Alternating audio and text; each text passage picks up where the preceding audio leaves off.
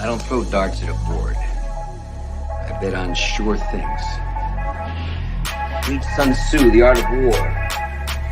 Every battle is won before it's ever fought. Think about it. The most valuable commodity I know of is information. Wouldn't you agree? I gotta pump those numbers up. Those are rookie numbers in this racket. A, B, C. A, always B, B, C, closing. Always be closing. Always be closing. The show goes on!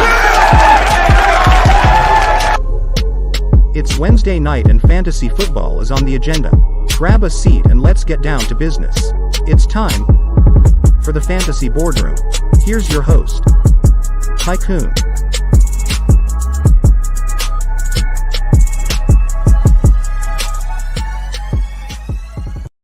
And welcome to the Fantasy Boardroom. It is showtime. As always, I am your host and Fantasy CEO, Tycoon.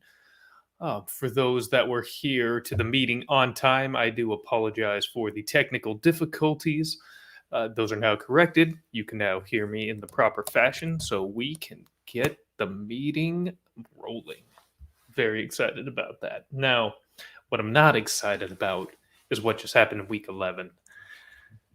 Nothing makes sense. Nothing makes sense. Halloween was a horror show. It was continued volatility last week. Absolutely upside down. And of course, this week, very much the same. Very much the same. Awful from top to bottom. I mean, the game sucked. The fantasy output in general was low. A lot of high-scoring games, no real compelling games. And we were really just left wanting in terms of, just wanting a real good game to sink our teeth into as we're sitting our fat asses on the couch all Sunday. You want points for your fantasy teams, and apart from the Bills and Cowboys, I mean, you're looking at what your guys gave me, you're like, really? Oh, and the Chiefs, of course. So, screw week 11. And I mean, after last week, we thought we knew nothing. We really thought we knew nothing. And I'm realizing now that was pretty generous on my part to think that we knew nothing. We know less than nothing. We know zero. We know negative. We couldn't know less if we tried. So we'll dive in here in just a second. I'm just going to take a deep breath. Technical issues are just as frustrating as week 11 was. But as we get into our performance reviews here, starting with one Stephon Diggs, at least we do have one beautiful story to tell. And that is the return of our boy Stephon Diggs. Now, he's had a bit of a slow start to the season. He has, sure. Not much in the way of scoring. There's been a lot of rushing touchdowns. Emmanuel Sanders, Cole Beasley have poached some. He's seen heavy targets, but the high production, especially what we were used to after last season, just really hasn't been there. It's been, really disappointing for those who drafted him, because most who drafted him in the late first, early second, right around the turn. So, you're looking for more. However, Buffalo as a whole pretty predictably returned to form here against the Jets. Thank goodness. Would have been quite concerning when it comes to Buffalo if that wasn't the case. But their 3 losses have been by a combined 13 points, so I don't think there was really all that much to worry about. Anyways, but Diggs was his usual target monster. He turned those looks into 8 receptions, 162 yards, and a touchdown, and was wide receiver 2 on the week, just missing by 0.1 point. And most importantly, Diggs and Allen seem to really be finding that groove again. Really, really high target share recently. So look for that to continue.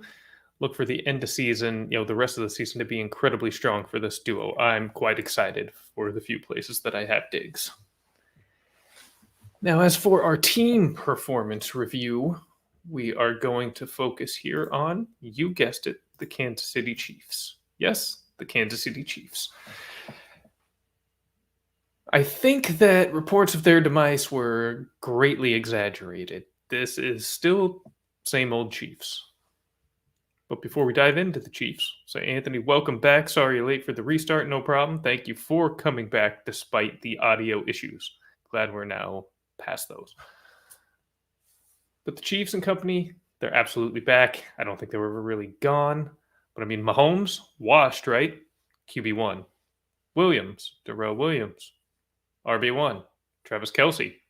Tight end 1, Tyreek. Wide receiver 4. Even the Chiefs' defense was number 10 on the week. It was a juggernaut, as we have become used to, and that was at least one very normal thing that we saw this Sunday, and that was the Chiefs dominating, and especially a team like the Raiders. So expect this offense to keep humming. We'll see about the defense, but that offense is back on track.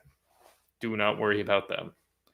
And lastly, for our positional highlight, our positional performance reviews. You know what? None. We're not going to review any of these groups. Excuse me. And you know why? Because all these position groups sucked. And so none of them deserve a shout out, a highlight, nothing like that. We're not going to entertain that. None of them deserve the honor. The wide receiver position was probably the closest, as we did see several of our studs have big days and finish there in the top 10. That was the closest. But overall, just an absolute shit show of a fantasy day, and no group, none, deserves any kudos, nor gets any. Now that I've gotten that out of my system, we can focus again back on some positive things, and that is whose stock is rising. Now, this first one, low-hanging fruit, maybe even shouldn't really be considered in such a category, but I don't care. And the reason I don't care is because of what I heard rumblings in league chats and online, various spots. Not a whole lot in real life, but in my workplace, there's not a lot of football talk. What can I say?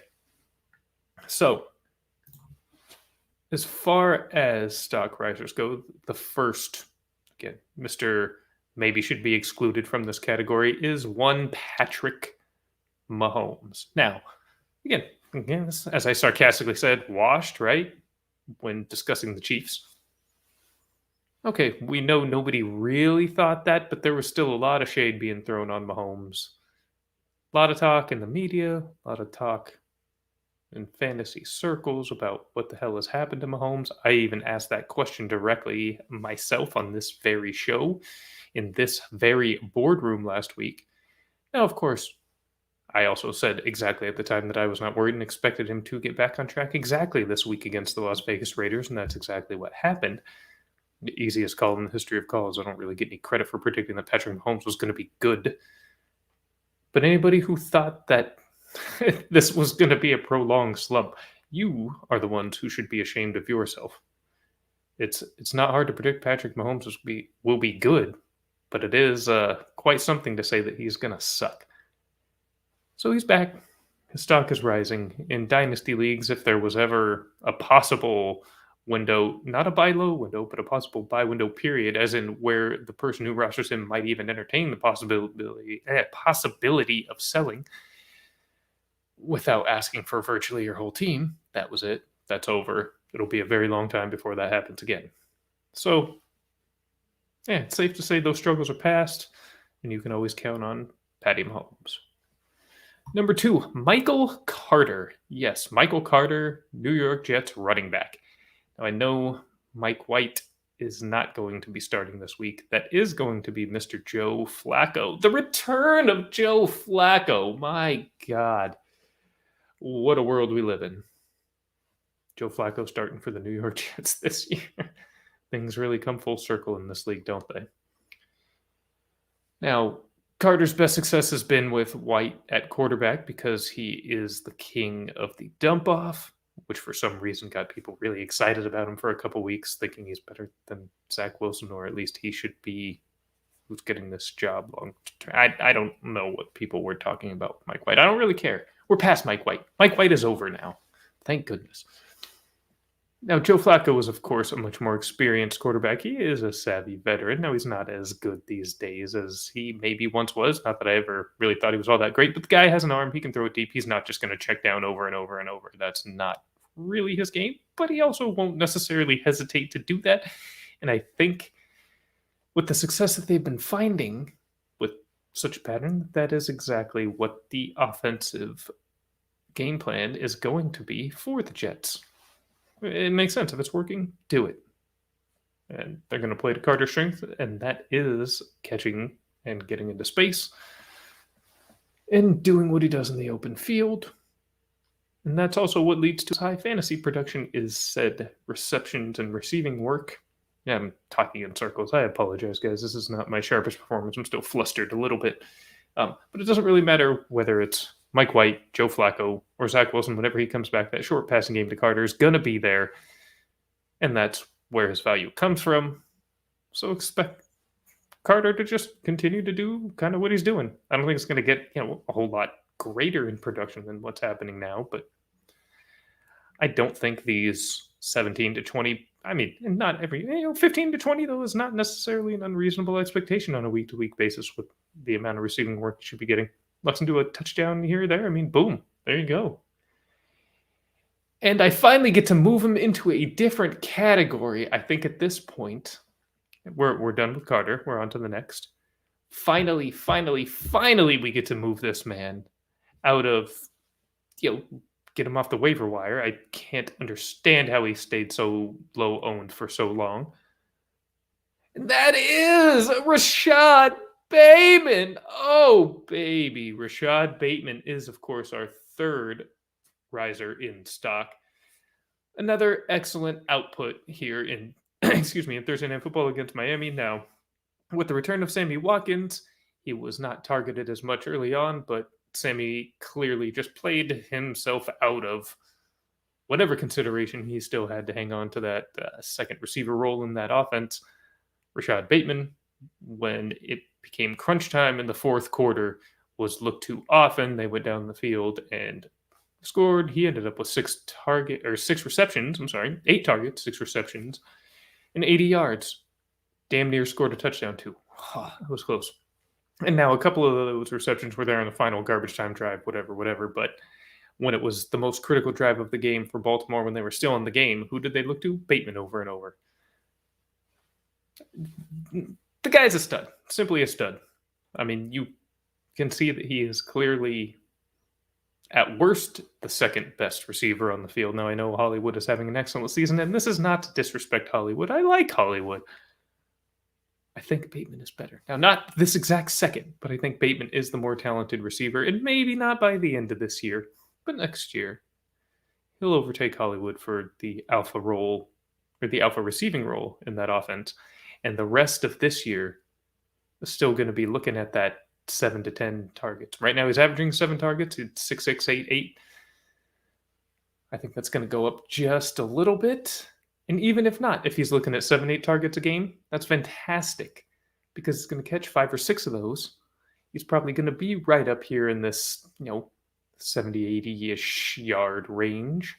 And he'll get some touchdowns now. It's not going to be a lot. They don't throw for tons of touchdowns. And depending on how close they are, those could be Andrews, could be bombs to Hollywood. But regardless, you're going to eventually get some actual touchdown scoring from Bateman. And you're going to get a couple of those 20-point weeks later on as well. So I'd say, look for those 13 to 15-point games, 12 to 15, maybe a good chunk of the rest of the way. And then a couple of pops for around 20. It's going to be exciting and really exciting next year. But he's still going to have a lot of value this year. Those are valuable points. And he's always going to have a high ceiling. Now, Dustin has come into the chat with some sense. See, this is exactly what we're looking for in the boardroom. This is exactly the kind of mindset, exactly the kind of attitude we're looking for in the boardroom, and that is Tycoon for president. This is one smart guy. Everybody, dude, I can't even do it right with the camera. Point being, Dustin. Tycoon for president. Let's go. And as we always say, as we say every week, when we have stock that is rising, that also means we have stock that is falling. And the first person whose stock is falling is, Dustin, I'm sorry to bring your boy into it, but it is your boy and dem boys boy. What up, dem boys? Amari Cooper. Now, like Mahomes last week, I had Mahomes in the stock falling category, so this is not a damnation, not even a condemnation. I don't think this sticks. Like Patrick Mahomes last week, I actually do think that Amari Cooper's turnaround begins this week. And ironically enough, against Mahomes' Chiefs. Go figure. That said, after a couple of poor performances, I think he's probably obtainable. I think you're going to find some managers that are kind of frustrated with him. They're a little nervous about some of these big CD games that, such as last week. They're worried about McCarthy establishing the run because, McCarthy loves to establish the run, even when he's down 30-0 against the Broncos. He's a couple of bad game scripts really for Cooper the last couple of weeks. So this might be a time as you're nearing your league trade deadline, so you might be able to swoop in on Cooper, but we're going to talk about that a little bit later. But undeniably, his stock is down. He is wide receiver 23 on the year, I believe. It's not his best stretch. Anthony, the best dressed man in fantasy, referring to myself. Absolutely-ish. Yeah, the clothing game, the wardrobe in the live stream, the fantasy podcast realm is pretty weak, honestly. All you guys that do shows, you really need to step it up.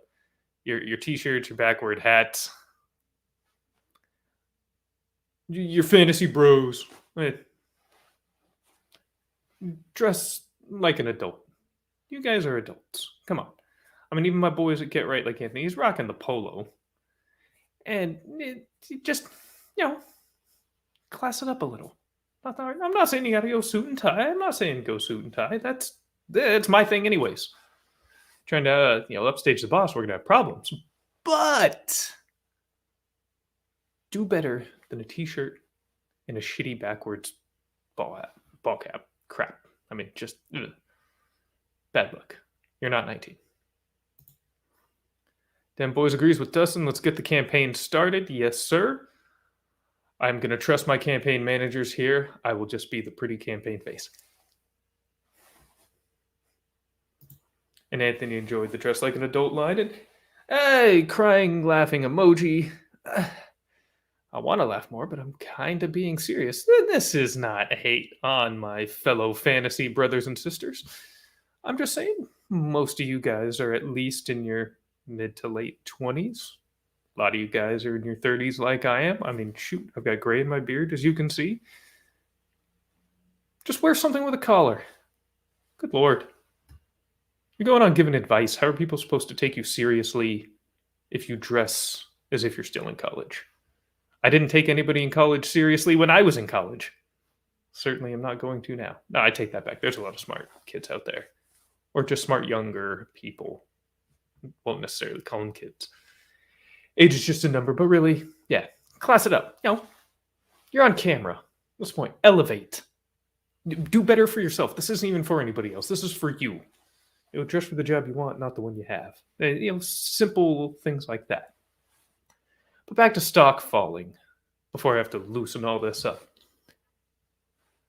Another big receiver, so we're going to have to put on here, and that is Big Mike Williams. Yep, Big Mike. Now, I'm a little less certain that he's going to be able to turn things around. And undeniably, again, this man's stock is falling. After the first 3 weeks, maybe 4 weeks, he was wide receiver 2 on the year. He opened the season with an absolute bang, really showing what an absolute monster he is when he's being used correctly. Joe Lombardi in that X role in his offense was just peppering him, and he was getting a variety of different looks. His route tree was large, and he was producing. He had a little bit of an injury, and as he's returned, they've started to use him differently, much like he was in the past. Mostly longer and lower percentage outside looks, and in turn, his production has plummeted. So hopefully they revert back to what was working like a charm early on and they pound the targets to him. But otherwise, he's going to be back to that boom-bust play and hope he catches a long touchdown. Otherwise, it's going to be rough sails ahead. Yep, that is rough sails ahead for one Mike Williams. Which sucks. I have a lot of Mike Williams, and I was feeling really good the first month of the season about him. Now I'm not getting rid of him. He's not droppable, but my goodness, just figure it out, Chargers. Figure it out. What if I want to be a swimmer but work in an office? Well, if swimmer is your job, you would not be working in an office. So, I mean, it's kind of an either or. If swimming's a hobby, you got to work. You got to dress for that office job you want. Now, if you want to swim, wear a Speedo everywhere. Grocery shop in a Speedo. I don't care. Do your side thing like this podcast in a Speedo. Be on brand. That's tremendous. But if you're talking about still working in an office, no. Dress for the office.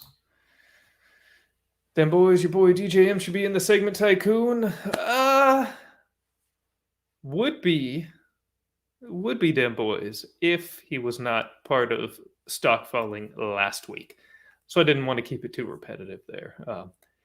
And it wasn't very encouraging last week. But actually, I would maybe argue it's going to go up with the way Darnold was playing. I know Cam hasn't exactly looked tremendous throwing the football since he's left Carolina, and I'm not predicting he is, going to be Patrick Mahomes upon his return. But could it actually get worse for DJ Moore than it's been the last 3 weeks or so? I'm not really sure it can. I don't know if the stock could really fall worse. If anything, I think he's going to be a little bit back up on the rebound now. It's not a guy I would encourage anybody to go hard after, but I don't think it's really going to lower much for him as it stands. So, but mostly, yeah, because he was there last week. Then boys encourages Anthony to wear the Speedo, as do I. In fact, that's what we expect to see on the next Get Right Fantasy Network live stream is Anthony in a Speedo. If he does, they will double their donation to St. Jude's. Do you hate sick kids? Because if not, go sub over at Get Right Fantasy Network YouTube's channel right now, because they are donating $1 towards St. Jude's Children's Hospital with every new subscriber that they get between now and the end of November. And again, they'll double it. I'm sorry. Who cares? Point being, Anthony, wear that Speedo. And now let's move on. So stock has fallen for those two players. And now we're going to move to the employee of the week. Now, the employee of the week this week is one of my favorite players in the entire league, Debo! Yes, 97 yards receiving, 36 yards rushing, 2 touchdowns, 1 big-ass chain, and continuing to prove that he's the owner of the Rams. Sorry, Kroenke. And that gave him wide receiver 1 overall status, just over the performance-reviewed Stephon Diggs we discussed earlier, making him employee of the week. He is the first multiple-time winner of this honor in the fantasy boardroom, the very first multi-time employee of the week. One of my boys, one of the 49ers, one Deebo Samuel, baby. He's having a hell of a year. It hasn't slowed down. It's not going to slow down. Debo is an absolute monster. As long as he's staying on the field, he is going to stay at the top of these fantasy leaderboards. And it's a beautiful, beautiful thing, because it's a beautiful thing to watch Deebo Samuel play football. Regardless of fantasy. I mean, the guy's just a beast on the field and everything you love about football. So make sure you're catching some 49ers football. Debo is fun. Anthony says we do not want to see him in that Speedo. I don't know. You never know, man. You don't know what people like. Think you know everything? Now let's focus a little bit on recruiting. We do have to focus on the weeks ahead. It's already Wednesday. We can only spend so much time recapping. And so as you're recruiting and checking your waiver wires as they run this evening, you still have just a little bit of time in many leagues. Go get Deontay Foreman. Those that were a little savvier may have picked him up last week. He was on this list last week, but it looked like his ownership still remained relatively low. So, again, he looked like the best of the running backs in Tennessee. So go get him if you can. It's still a valuable role. I mean, anything happens to McNichols, Peterson, whatever. I mean, they're still giving volume to the position, and Foreman's doing the most with the looks that he's getting. He, not saying throw him in your lineup yet, but definitely of that group who I want to have on my bench just in case. Definitely the lottery ticket I want. AJ Dillon, obviously. I mean, the ad of the week. It kind of goes without saying, but you have to include him if you're doing a waiver list. I was stunned that he was only at like 58% owned when I went and looked after Sunday. Unbelievable. So, still widely available. It's reported that Aaron Jones is going to be out 1 to 2 weeks with a sprained MCL. I personally think it's going to be a little bit longer than that. I mean, I'm no doctor, but 1 to 2 weeks with what we saw seems highly optimistic, I would say. So make sure you go get Dillon. Make sure you go get Dillon. And lastly, and I'm shocked that I'm saying this, but if you're in a Superflex league and he's still out there, go pick up Trevor Siemian. Ugh. But quarterbacks are gold. Quarterbacks are dropping like flies. We're getting people like, Joe Flacco and Mike White. We had Josh Johnson make an appearance. All those people for the Jets. We had Davis Mills in there for a while. PJ Walker had to play a game, which is gross out there. So just go get Simeon. He's actually looked shockingly decent.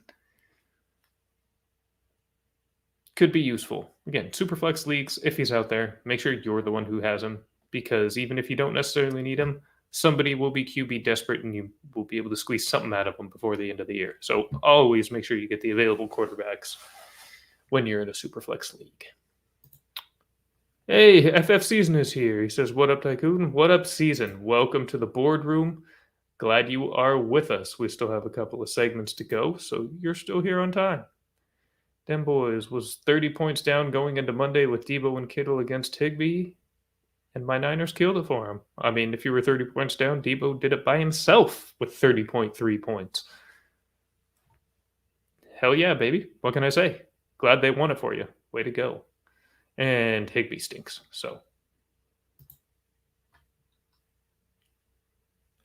Anytime I can get other NFC West slander in here, even if I can still objectively analyze them for fantasy purposes, I'll still get those digs in. It's just too much fun. I mean, it's football. It's part of what we do. Now, we focused on recruiting. Now, there's also branch transfers. We're going to revert back just a little bit. We're going to reel it in. We're going to go back to Mr. Cooper. Now, I said stock was falling, and for that exact reason, I am going to advise you strongly to go try and trade for him. Now, he won't necessarily be cheap, nor should he be, but after a couple of down weeks that we discussed, and the wild week-to-week emotion that we hold while playing this fake game, he'll be affordable. I really think he will be. And as we've alluded to that, make no mistake, he is still the wide receiver one in Dallas. Not everybody agrees with me. That's fine. I know certain weeks we've seen much higher production, bigger numbers from Lamb. I get it. Young, shiny new toy, all that. But when it really matters, Cooper is the guy that Dak looks to, and I think is going to continue to be the guy that Dak trusts and looks to. So, he's still the big boy receiver in Dallas. He's still Dak's guy. And most importantly, or extremely importantly, Dallas has a very attractive fantasy playoff schedule for the wide receiver position. And then most importantly, again, he should be quite affordable.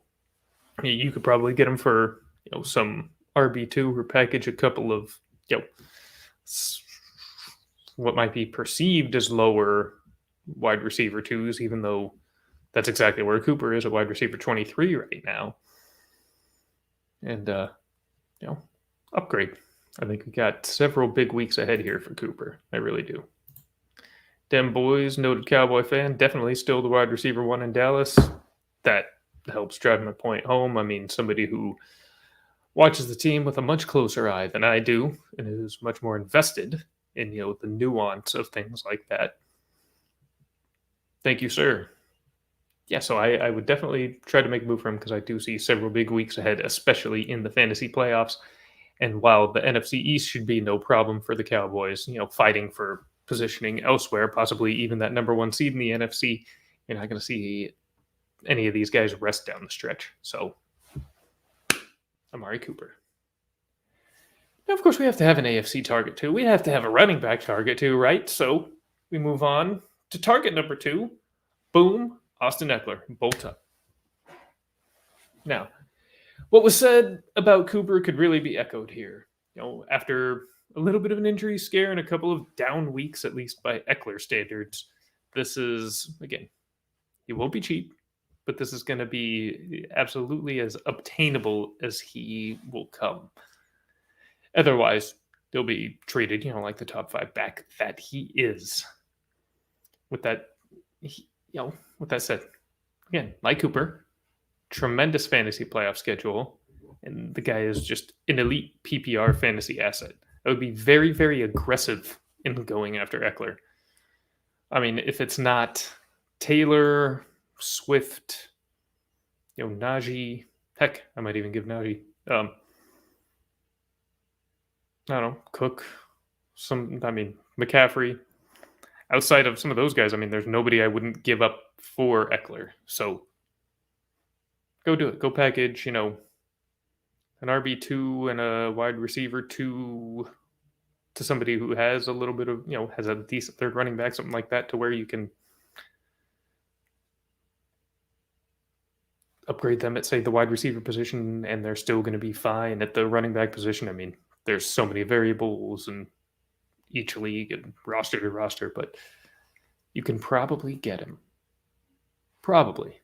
Now, come with a strong offer. Don't insult, because if you do, negotiations will end quickly. But be aggressive. Go get Austin Eckler.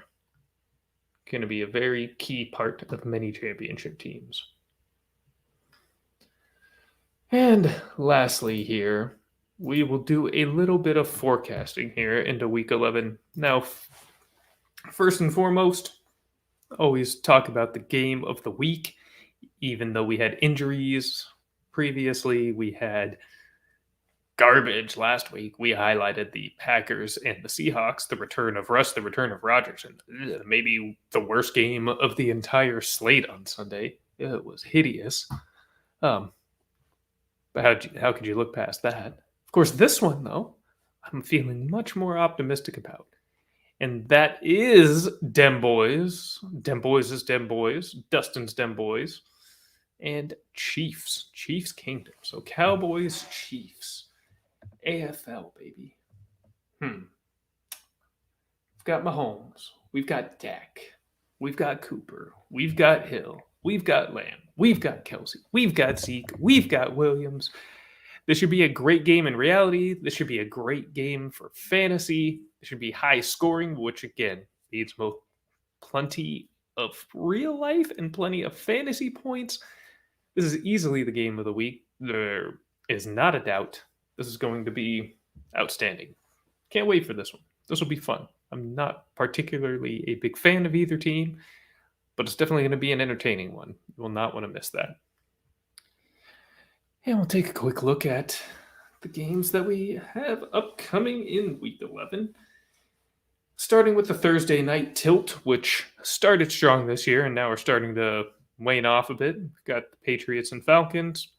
We'll see if Cordero Patterson plays. That's my biggest question going into this game, and which Patriots running back will we see with the biggest role this week. Will Ramondre Stevenson continue? Will Damian Harris come back and seize a nice chunk of that? Does Brandon Bolden continue to have any impact? Who knows? I'm expecting this to be a pretty ugly Thursday night game, though. It's making me think we're going to see something like we saw last week with Baltimore and Miami. It's just too short of a turn for these two teams. Saints and Eagles on Sunday morning, and I am going to say morning because I live on the West Coast, and that is when our football starts, and it is the ideal start time for Sunday kickoff, 10 a.m. Perfect. We might even dedicate an episode one time just discussing why living on the West Coast is the absolute perfect time zone if you are an NFL football fan, why it works just to perfection. But we're not going to focus on that right now. Trevor Siemian versus Jalen Hurts. They're playing in Philadelphia. We, again, don't know if Kamara will be making his return for the Saints yet. I'm guessing not. He didn't even practice at all last week. I don't believe he practiced today, so I'm pessimistic. Fire up Trevor Siemian, Mark Ingram, fire up Hurts, Savonte Smith. We'll see if he gets Lattimore. I don't know. I think they'll move him around. Dolphins and Jets, you can pretty much just skip this game, but you should play Michael Carter and you should play Myles Gaskin. Get those guys in, ignore this game otherwise. Washington football team versus the Carolina Panthers. Now this has some juice. Why? Maybe I should make this one the game of the week. Why?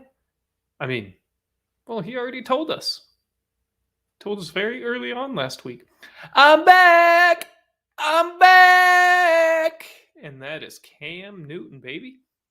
He is back. He is expected to start for the Carolina Panthers. And I, for one, can't wait. I really don't care. Well, I care because I want to see him succeed. But whatever happens, happens. I am just excited to see Cam Newton start in a game for the Carolina Panthers once again. Big fan of Cam. I just think it's nice that it's come full circle in a weird sense.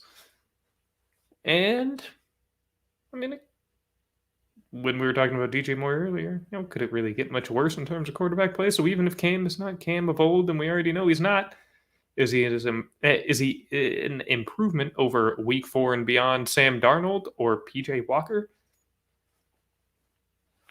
Yes. Yes, he is. So get excited. Watch Cam.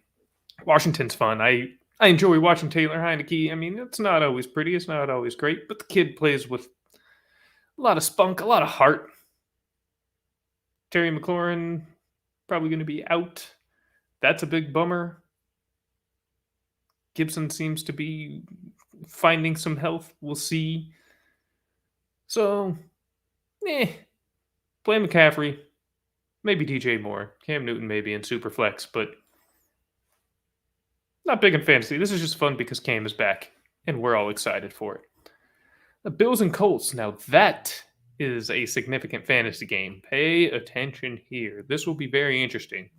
They're in Buffalo. I absolutely expect Josh Allen and the Buffalo offense to have their way with the Indianapolis defense, which frankly is not that great. They've been better as of late, but still. They struggle, especially the secondary. So Allen should have a big day. The defense has been playing well for Buffalo, but Carson Wentz has been playing well. So has Jonathan freaking Taylor. Again, Buffalo's good, don't get me wrong. But so are these guys. Pittman has really come on.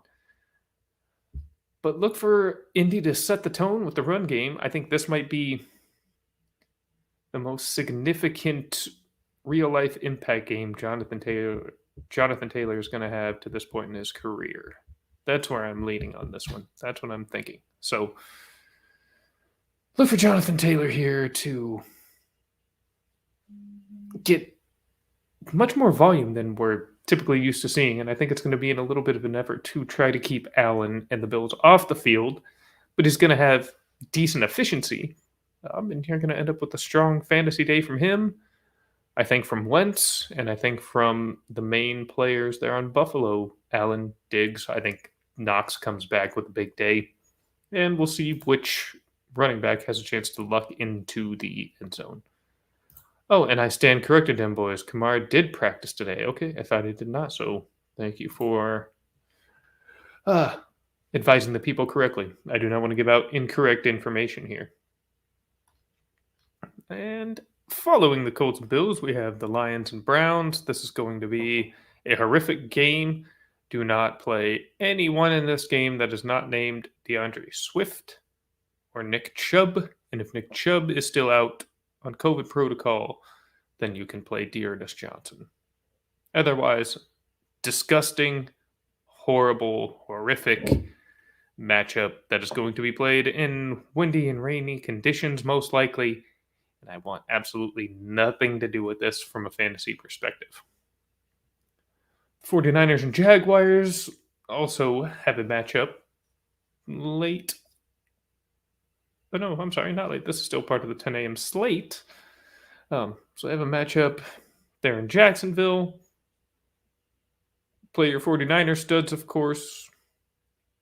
Jaguars defense, despite a couple of decent weeks lately, not exactly somebody I'm fading my offensive players against. So go ahead, fire up your Niners. You can play Mitchell if he's playing. He does have a finger fracture.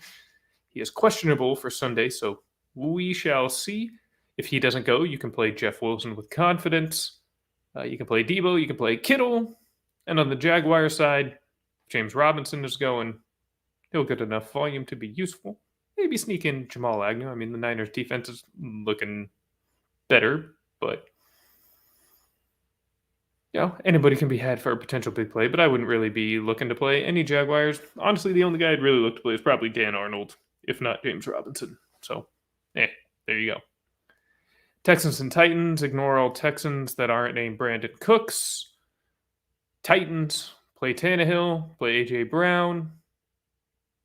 I know it's been rough for AJ the last couple of weeks, but this is an Arthur Juan Brown stand show, and we will always advise you, unless he is injured and not actually on an active roster, to play AJ Brown every time, always. Kind of start your studs mantra, kind of, but not really. It's just more start AJ Brown always. That's the mantra. Because why would you not start A.J. Brown? He is the stud. The stud. And make sure you're picking up Deontay Foreman on waivers. Packers and Vikings. Now, these are always fun division games. I'm really curious to see how this one plays out because the Packers defense has been holding some very good quarterbacks to very limited production lately. The Vikings offensively haven't been bad, but the defense has not been great. So that is why they currently have a 4-5 record. Now, I expect the Packers to win, sure. But I'm just really kind of curious to see what Kirk can do against this Packers defense. Can they continue to hold up like this without Jair Alexander? Can they stop Justin Jefferson? I'm sure they can stop Thielen. A lot of people can stop Thielen. But Jefferson, we shall see.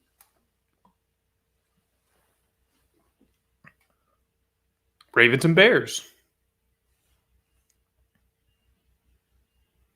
Not much to say about that one.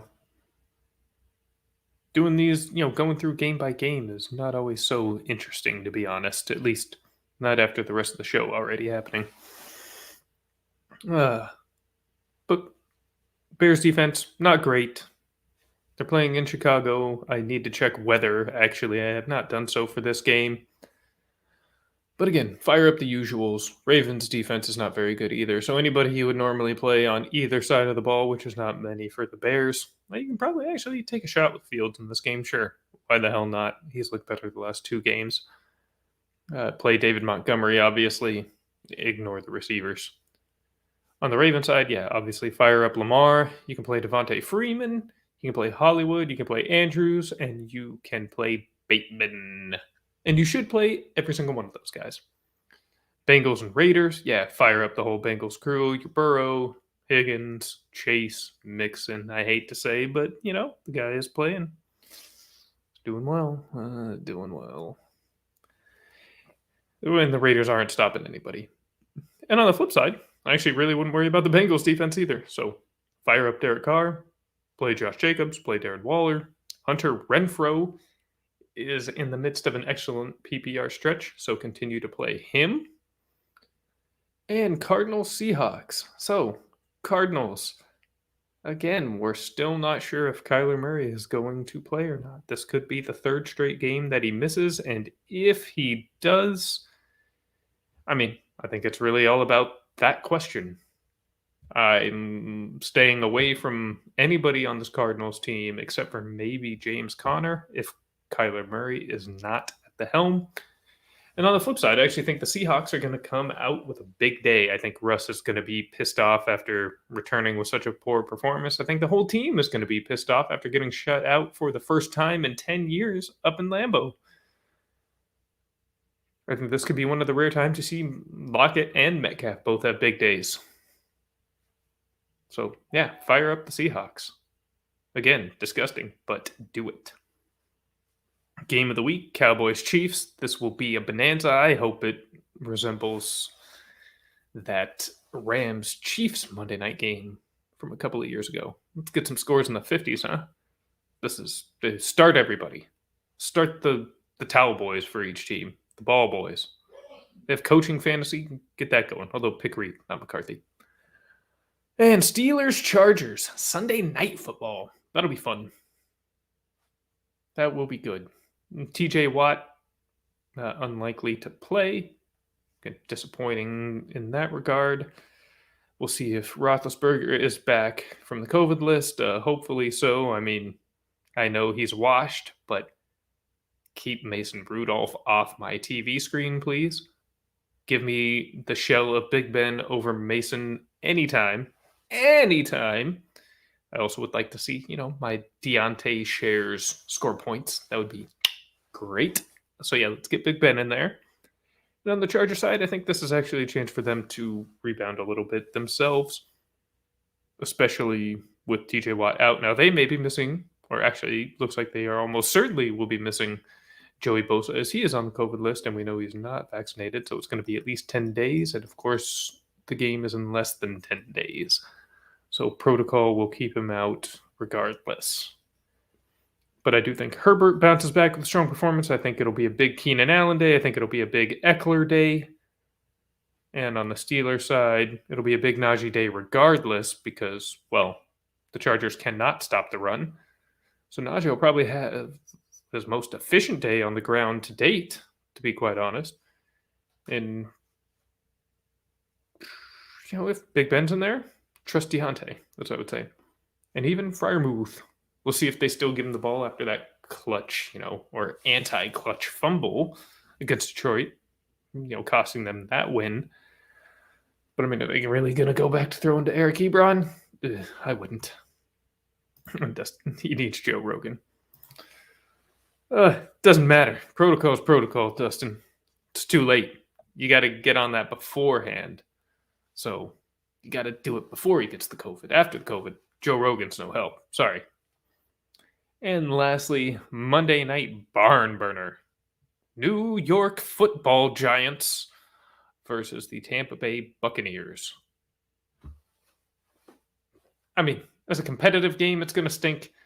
Tampa Bay will, again, assume the role of the pissed off team. They'll take out their aggression on the Giants, who are coming off a bye, so we'll see if that at least gives them any sort of game planning advantage, although I'm not going to give Joe Judge the game planning advantage going into a game ever until he, gives me a reason to do so. So I don't think the Buccaneers are quite going to dog walk the Giants, but this is ultimately not going to be a very close game. On the plus side, we do have the return of one of the most electric players in the league, and that is Saquon Barkley. I guess it's not official, but whatever. I'm just going to say he will play. Of course he's going to play. He was back at practice for the first time today. I think the plan all along, once they realized this was more than just a week thing, 2-week thing, was just get him through the bye. I mean, he never went on IR to begin with, even though he did miss 3 games. So that tells me, they never viewed it to be that long to begin with. And once it started to extend, they just figured we'll play it safe through the bye. So he's going to come back with a bang because this is a it's a pass funnel defense. Buccaneers are very good at stopping the run. And I think so, of course, going to your receivers, which of course is going to have to happen with the passing volume that's going to be required. I don't think you're going to see Daniel Jones trying to stretch the field over and over. I mean, he'll throw the deep ball. He's good at the deep ball. In fact, that might be the best part of his game. But you're going to see a lot of checkdowns, I think, to Saquon just to see if they can find him any sort of openings or creases and pop off for that big play. That's going to be their best chance for success against the Tampa Bay defense, and I think that's what we're going to see happen. In that same regard, I think you'll see a lot of slot action there for Sterling Shepard, and he'll see a strong PPR performance for you. Don't know if he'll score, but he'll rack up those receptions, he'll get the yards, he'll go back to being the top target for Daniel Jones if he plays, and it looks like he is on track to do so. So yeah, start Barkley, start Shepard, not anybody else there on the Giants, and then the Buccaneers, fire up everybody that you normally would. Anybody who's playing. Brady, Fournette, Evans, Godwin. We'll see about AB. If he's playing, you're playing him. Maybe you want to give him a week. We'll see what the rest of his practice schedule. He didn't practice today. Then, boys, I know I'm right about this one. I was just reading that not long before the show. But they are also playing on Monday night, so this is kind of like a bonus practice. So if he is there the rest of the way, I would not really hesitate. If it's limited the whole time, then maybe wait just one more week there on AB. That'll wrap up our forecasting. Oh, and also do not forget, we do have only 2 buys this week, thank goodness. And not super significant, but the Broncos and the Rams. The Rams hurt a little bit, especially for those with Kupp, those with Stafford, although maybe they're not so upset after the last couple of weeks. Those with Henderson. On the Broncos side, the running backs, otherwise, And do not forget, before we get out of here, business to attend to. This is a boardroom. Make sure you're signed up for Prize Picks. If you have not signed up for Prize Picks, go to prizepicks.com today, right now. Sign up, use code collective. It's right here on the ticker. KOLLECTIV. And they will match. Yes, they will match you 100% up to $100. That means you will get a free $100 just for signing up and depositing your own $100 that you can just take out anyway. So go, sign up, deposit $100, make some picks. We put out picks every Sunday morning, the Collective Core 4, over at the Fantasy Collective's Twitter account. Make sure you're checking that out. And beginning this week, I will be providing an entry for Prize Picks for the Thursday night game. So be on the lookout tomorrow for the debut of our Thursday picks, where I will give you a winning entry, at least what I expect to be a winning entry, and it will be a winning entry. The debut will go well. I feel very good about the picks that will be forthcoming once we get the Patterson news. So, Prize Picks. Go make your money. Keep it simple. Do flex plays once in a while, but overall, just keep it simple. The 2 picks. Once in a while, 3 if you're feeling saucy. But keep your odds strong. If you get 2 right, you triple your money. That's all you got to do. Just 2. And I know you as fantasy players already are very, very heavily invested here in individual stats. So you already have an idea in your mind. How many rushing yards, how many receiving yards, how many catches, if this guy's going to score a touchdown. So why not go try and make a little money off it? PrizePicks.com, code collective. Thank you, Dustin, for the shout out. Like and subscribe. And again, if you don't hate 6 children, also go over to the Get Right Fantasy Network and subscribe to their channel, so that way they will donate an extra $1 to St. Jude's Children's Hospital. Jeez, I cannot finish my words tonight. And then boys lives in a stupid state that won't let him. Unfortunately, Washington State is not DFS and betting friendly at this time. Thankfully, we can do DFS here in California, and this is kind of a weird hybrid of traditional betting and DFS. I mean, it's prop bets, but they have to be parlayed. Whatever. At least it's an option, and it's a viable option. So if you do live in a state that's not lame and actually allows your citizens to be free to do what they wish with their funds, make sure you're signing up at PrizePicks.com. Again, code collective. And with that, Week 11 is here! Oh, baby, Week 11 is here, and we are juiced. We cannot wait. And we will see you next week.